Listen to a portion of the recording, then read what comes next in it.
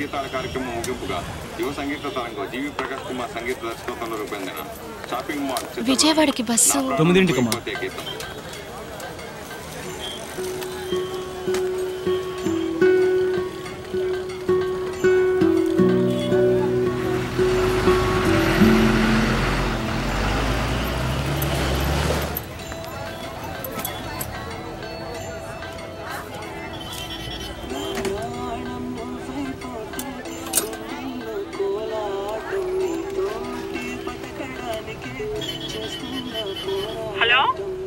Hello, నేను అమృతనక్క. అమృత వచ్చేసావా? Sorry అమ్మా, సడన్ గా రాత్రి మా మావయ్య గారికి సీరియస్ అయింది. ఆయన హాస్పిటల్లో జాయిన్ చేయడానికి వికారాబాద్ వచ్చాను. నిన్నే చెప్దాం అనుకున్నాను, నీ దగ్గర ఫోన్ లేదు కదా, అందుకే చెప్పలేకపోయాను. సారీ అమ్మా, నేను హైదరాబాద్ రావడానికి ఈవినింగ్ అవుతుంది అనుకుంటా. నువ్వు ఒక పని చెయ్యి, ఇంటర్వ్యూ అవగానే నాకు ఫోన్ చేస్తావా? అయ్యో అక్క, నాకు ఇప్పుడే ఏడుపు వచ్చేటట్టుంది.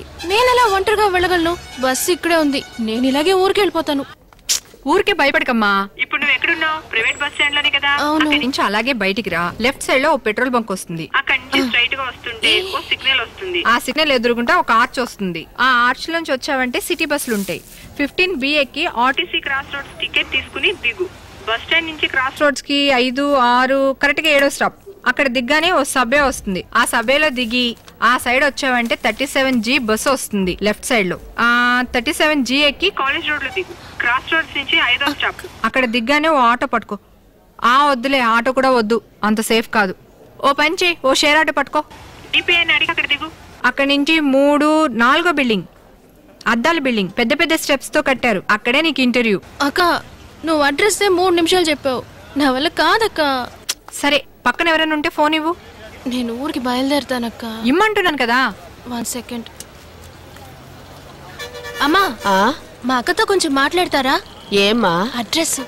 నేనే ఊరికి కొత్త, నాకు తెలియదమ్మా. ఆవిడ కూడా ఊరికి కొత్తటక్క. వేరెవరైనా ఉంటారు కదా, వాళ్ళకి ఇవ్వు. 1 సెకండ్ అక్క.